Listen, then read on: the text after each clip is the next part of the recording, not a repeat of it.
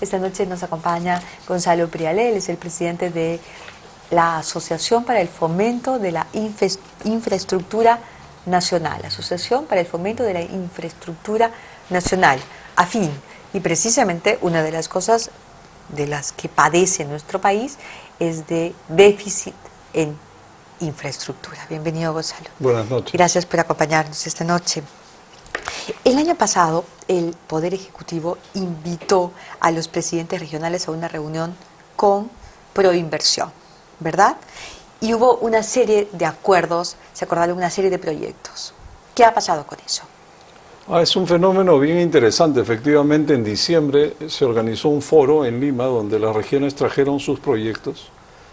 Lo primero que me impresionó mucho fue que las regiones propusieron más de 100 proyectos y la mayoría de ellos eran asociaciones público-privadas, es decir, contra lo que la gente pensaría que hay en las regiones pobres o en las regiones del interior un rechazo a la inversión privada. Lejos de eso, las regiones están pidiendo, claman por inversión privada en forma de asociaciones público-privadas, tanto que en AFIN hemos analizado este conjunto de proyectos y encontramos 59 proyectos que suman 21.000 millones de dólares en todas las regiones y que algunos de ellos son muy buenos proyectos. Ahora, ¿qué es lo que ha seguido?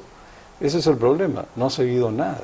El otro día el presidente de la Asamblea de Presidentes Regionales, es decir, César Villanueva, comentaba eso, que no encuentran apoyo para los proyectos que las regiones quieren promover.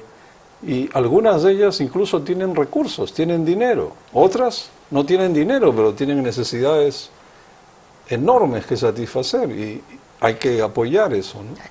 El otro día entrevistamos al presidente de la región Apurímac y el presidente Segovia nos decía que él había pedido un adelanto del canon al Ministerio de Economía, porque claro, Apurímac todavía no ve sus grandes proyectos mineros ejecutándose, por lo tanto todavía no recibe ese canon. Tiene una gran proyección, pero todavía no la recibe. Y entonces, las necesidades que tiene son enormes.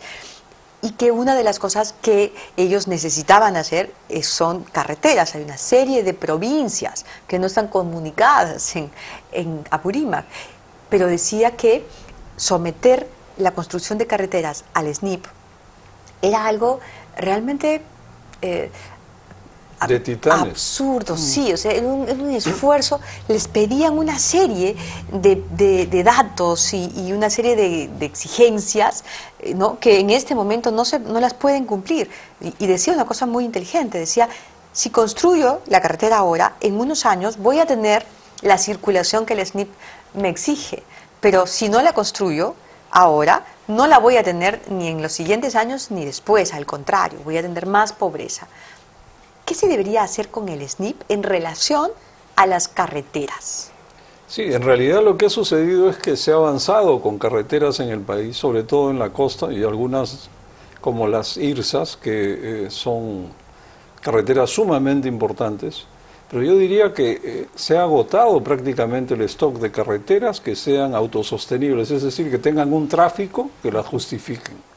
Y entonces entramos al tema pues del huevo y la gallina, o sea, ¿cómo justificar una carretera donde no hay tráfico? Y por otro lado, ¿cómo va a haber tráfico si no hay carretera? Entonces, para salir de este embrollo, hay que facilitar las cosas, cofinanciar, viabilizar que las regiones y los gobiernos locales puedan pasar por el SNIP, apoyándolos para eso. En vez de usar al SNIP como se ha venido usando, para frenar inversiones, para evitar el gasto improductivo, le dicen. Es decir, el gasto que no le gusta al MEF que se haga, no le gustaba. El SNIP era una herramienta para evitar que se gaste. Ahora, la paradoja es que el actual director ejecutivo de Proinversión ha sido jefe del SNIP. Y esperamos que ahora que está en el ataque, meta goles y que no siga jugando a la defensiva, en base a la experiencia que adquirió en el SNIP durante los años en que el SNIP se usaba para evitar que se invierta. Se usaba para evitar que se invierta mal, porque también se hacían algunas inversiones un poco jaladas de los cabellos, ¿no es cierto? Por ejemplo, grandes coliseos de gallos en lugares donde no hay agua potable, en fin, una serie. Pero en el tema de las carreteras, ¿no deberían liberarse? Yo creo que el SNIP es necesario, pero debe simplificarse, debe facilitarse su utilización. Y por otro lado, paradójicamente, hay que pasar por el SNIP una escuela en un pequeño lugar en la sierra. Claro. Hay que hacer análisis como científico espacial para ver si se justifica. No, es obvio que eso hay una necesidad. Hay cosas donde habría que simplificarlo al extremo, temas donde habría que simplificarlo al extremo y otros donde habría que agilizarlo. Por ejemplo, una gran obra para las regiones de la sierra, eso incluye a Apurímac, es la longitudinal de la sierra, son 3.500 kilómetros. Ha sido priorizada por Proinversión para concursarse, teóricamente, este o el próximo año. Dicen que lo empezarán a considerar el próximo año. Pero ahí tenemos un caso. Si se aplicara el SNIP a esta obra que va a ser cofinanciada en tramos, es posible que los cálculos no permitan que se justifique la obra. Pero en cambio, si se calcula la viabilidad de esta obra de punta a punta, desde Puno hasta la Sierra de Piura, eso se justifica ampliamente. El potencial que tiene para desarrollar esas regiones, esta carretera, es grandioso. Por otro lado, la inversión en infraestructura tiene un gran impacto en la economía, un efecto multiplicador. Por cada 2.5% de inversión en infraestructura, el Producto Bruto de la economía, el Producto Nacional crece 1% mientras se construye y sigue creciendo a lo largo de los años por los beneficios indirectos e inducidos que traen las obras. Es decir, el progreso viene rápidamente cuando se abre la compuerta de la conectividad de los peruanos mediante carreteras. Y esto hay que apoyarlo. Los planes que han anunciado en Proinversión consisten en 26 proyectos que se concursarían este y el próximo año por aproximadamente 10.500 millones de dólares. Para el 2012 apuntan a concursar el 22% de este monto, 2.100 millones, que viene a ser más o menos 1.4% del producto, cuando lo que debiéramos invertir anualmente en infraestructura sería 6% para salir de la pobreza rápidamente y lograr niveles de desarrollo como los que tienen ahora países que han alcanzado eso, el desarrollo. Entonces, de este programa de concursos que ha lanzado Proinversión, sin embargo, el 80% está programado para el año siguiente. Y de ese conjunto, digamos, el 70% prácticamente son solo 2 proyectos, muy grandes, ambos cofinanciados. Una es la línea 2 del tren de Lima Metropolitana, subterráneo, no va a ser elevado como la 1, y la carretera longitudinal de la sierra, más tramos de la longitudinal de la selva y tramos de Ilsa Centro que van desde Cerro de Pasco hasta Huánuco. ¿Y pueden realizarse esos dos grandes proyectos? Debieran hacerse, y debieran hacerse pronto. Tenemos el caso de las líneas del tren de Lima, por ejemplo. Esto es una red de 5 líneas. La primera línea se ha construido su primer tramo y se está empezando a construir el segundo tramo. Pero luego vienen las líneas 2, 3, 4 y 5. Son líneas que van de sur a norte, la 1, la 3 y la 5, y de este a oeste, la 2 y la 4. En total, 132 kilómetros. Y el costo por kilómetro se estima en 60 millones de dólares. Esto es subterráneo.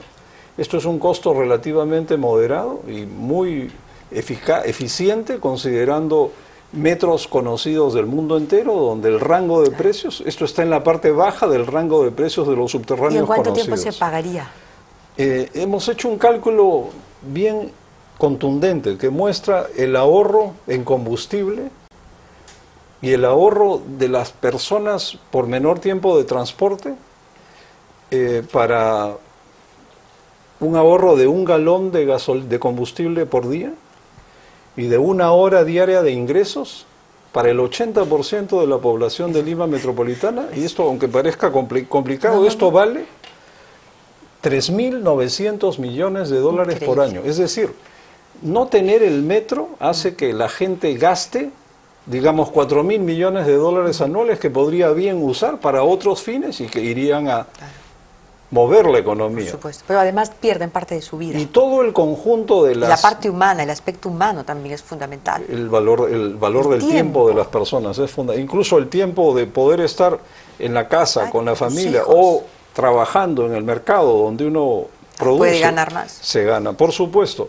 Ahora, estas líneas que hay que construirlas, de las líneas 2 al 5, son unos 6.500 millones de dólares.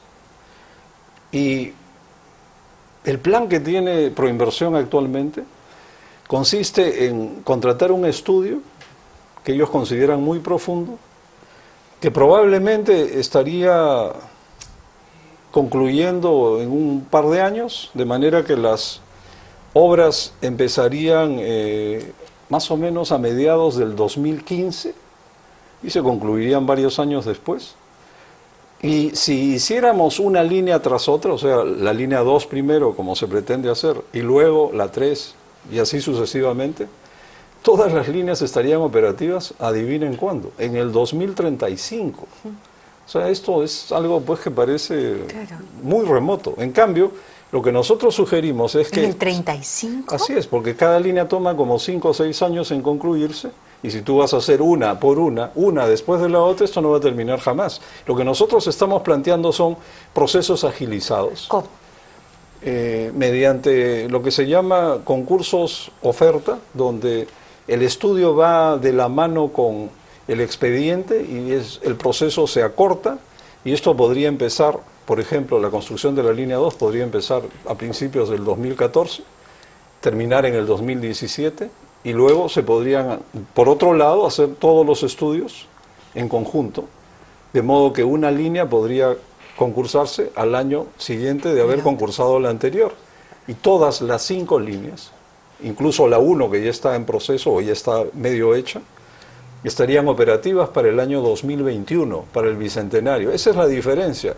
14 años de diferencia. 14 años de diferencia. Ahora, claro. eso nos parece a nosotros que es algo que el gobierno debiera considerar, porque no se puede enfocar estos temas con énfasis en la tranquilidad de los funcionarios, es decir, diseñar los procesos de manera que los funcionarios tengan toda la seguridad del mundo de que nada va a salir mal, que no va a haber ningún cambio en el presupuesto, que nadie los va a acusar de nada. Y entonces, ¿cuál es el factor acá de desarrollo del proyecto? La tranquilidad de los funcionarios, en vez de el servicio que se va a brindar y la atención de las necesidades de los ciudadanos. Claro, pero... Es el mundo al revés. Pero digamos, ¿qué puede hacer, por ejemplo, el Parlamento para darle también tranquilidad a los funcionarios? Porque es cierto que cada vez que haces cualquier cosa, luego te investigan el resto de tu vida. Entonces, la gente no quiere participar. O sea, hemos creado una trampa, una gran trampa, y estamos todos atrapados en ella. Entonces, ¿qué se puede proponer? Yo coincido, ayudaría muchísimo lo que se denomina socializar los proyectos, en el sentido de explicarlos, explicar su importancia, empezando por explicársela a los propios funcionarios, explicársela a los políticos y lograr que haya pues un espíritu de cuerpo y que las obras se hagan. Yo estoy seguro que los congresistas van a apoyar, ¿cómo no van a apoyar que el transporte masivo, en este ejemplo, en Lima Metropolitana, esté todo operativo, todo completo para el año 2021 versus hacerlo todo para dentro de 5 gobiernos? Sería pues, no hay punto de comparación entre una posibilidad y la otra. Y por otra parte, algunos funcionarios notamos que argumentan que debemos cambiar el chip de hacer las cosas rápido por el chip de hacer las cosas bien. Como si hacer las cosas rápido fuera incompatible con hacerlas bien. Eso es algo que me trauma escucharlo. Como si fuera excluyente hacer las cosas bien o hacerlas rápido. Y en realidad hay que hacer las cosas bien y rápido. Aún más hay que hacerlas bien rápido, francamente, porque las necesidades son inmensas y el país no puede estar esperando que las cosas se arreglen solas, porque no va a ocurrir. Exactamente. Gracias, Gonzalo. Muy bien. Gracias por compartir esas ideas con nosotros. Muy interesante, Gracias. por supuesto. Increíble. Usted ha escuchado los datos, ¿verdad? Vamos ahora a hacer una pausa chiquita. Vamos a regresar con El Mundo con Tudela. Volvemos.